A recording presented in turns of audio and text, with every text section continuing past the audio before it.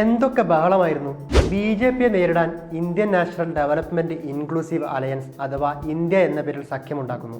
മുതിർന്ന കോൺഗ്രസ് നേതാക്കളെല്ലാം യോഗം ചേരുന്നു. ഇപ്പോഴിതാ ഇന്ത്യ സഖ്യം അടിച്ചു പിരിയേണ്ട അവസ്ഥയിലാണുള്ളത്. കോൺഗ്രസിനെതിരെ കടുത്ത വിമർശനങ്ങൾ നടത്തുന്നത് മമതാ ബാനർജിയാണ്. വരാനിരിക്കുന്ന പൊതുതെരഞ്ഞെടുപ്പിൽ കോൺഗ്രസിന് 40 സീറ്റുകൾ പോലും നേടാനാകുമോ എന്ന് സംശയമുണ്ടെന്ന് പശ്ചിമ ബംഗാൾ മുഖ്യമന്ത്രി മമതാ ബാനർജി പറയുന്നു. നിങ്ങൾക്ക് ധൈര്യമുണ്ടെങ്കിൽ വാരാണസിയിൽ നിന്നും അലഹബാദിൽ നിന്നും മത്സരിച്ച് ജയിക്കണം. ഇപ്പോൾ ഒരു ഫോട്ടോഷൂട്ടിന്റെ ഒരു പുതിയ ശൈലി പ്രത്യക്ഷപ്പെട്ടിരിക്കുകയാണെന്നും രാഹുൽ ഗാന്ധി നയിക്കുന്ന ഭാരത് ജോഡോ ന്യായ് യാത്രയെ ചൂണ്ടിക്കാട്ടി മമത പറയുന്നു. വരാനിരിക്കുന്ന തെരഞ്ഞെടുപ്പിൽ ബംഗാളിൽ ഒറ്റയ്ക്ക് മത്സരിക്കുമെന്ന് പ്രഖ്യാപിച്ച് ദിവസങ്ങൾക്ക് ശേഷമാണ് കോൺഗ്രസിനും രാഹുൽ ഗാന്ധിക്കുമെതിരെ മമതാ ബാനർജിയുടെ ആക്രമണം. ബംഗാളിൽ മുർഷിദാബാദിൽ ഒരു പൊതുസമ്മേളനത്തെ അഭിസംബോധന ചെയ്യുകയായിരുന്നു തൃണമൂൽ മേധാവി. നമ്മളൊരു ഇന്ത്യ സഖ്യത്തിലാണ്, ഇത് എന്നോടെങ്കിലും പറയണം. ഞാൻ ഭരണകൂടത്തിൽ നിന്നാണ് അറിഞ്ഞത് എന്നാണ് മമത പറഞ്ഞത്. നേരത്തെ ഇന്ത്യ മുന്നണിയിലെ സീറ്റ് തർക്കത്തിനൊടുവിൽ പശ്ചിമ ബംഗാളിൽ കോൺഗ്രസിനൊപ്പം സഖ്യത്തിനില്ലെന്ന് മമത പ്രഖ്യാപിച്ചിരുന്നു.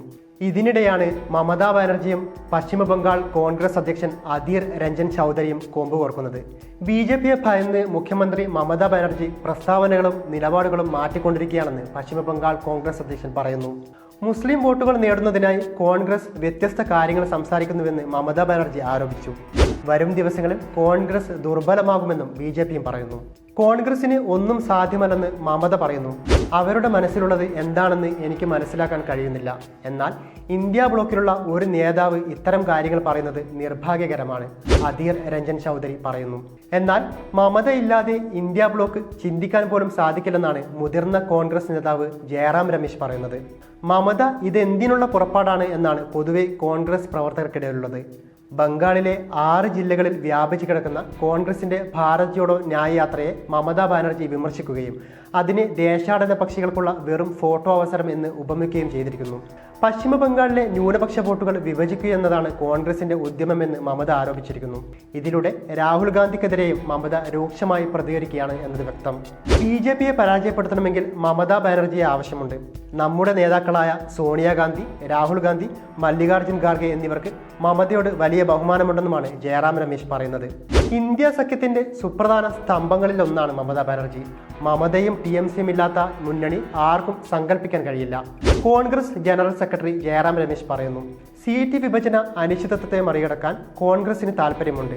സീറ്റ് പങ്കിടലിനെ കുറിച്ച് റണ്ണിംഗ് കമന്ററി ഒന്നും ഉണ്ടാക്കാൻ ഞാൻ ആഗ്രഹിക്കുന്നില്ല. എന്നാൽ ഈ തടസ്സം അവസാനിപ്പിക്കാൻ ഞങ്ങൾ ആഗ്രഹിക്കുന്നു. ഞങ്ങൾ ഒരു പരിഹാരം കണ്ടെത്തുമെന്നും അദ്ദേഹം പറഞ്ഞു. പശ്ചിമ ബംഗാളിലെ പാർലമെന്റ് തെരഞ്ഞെടുപ്പിൽ ഒറ്റയ്ക്ക് മത്സരിക്കാനുള്ള മമതാ ബാനർജിയുടെ തീരുമാനം പ്രതിപക്ഷ ചേരിയിൽ അലയടിച്ചതിന് തൊട്ടു പിന്നാലെയാണ് രമേശിന്റെ പരാമർശം. സോണിയാഗാന്ധി, രാഹുൽ ഗാന്ധി, ജയറാം രമേശ്, അധീർ രഞ്ജൻ ചൗധരി, അരവിന്ദ് കെജ്രിവാൾ, മമതാ ബാനർജി, മല്ലികാർജുൻ ഖാർഗെ തുടങ്ങിയവരെല്ലാം ഇന്ത്യ സഖ്യത്തിന്റെ നെടും തൂണുകളാണ്.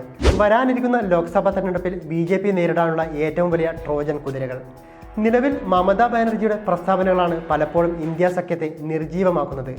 മമതയുമായുള്ള പ്രശ്നപരിഹാരം ഉടൻ ഇന്ത്യ സഖ്യവും കോൺഗ്രസും പരിഹരിച്ചില്ലെങ്കിൽ അത് ലോക്സഭാ തെരഞ്ഞെടുപ്പിനെ കാര്യമായി ബാധിക്കുമെന്നത് പകൽ പോലെ വ്യക്തമാണ്.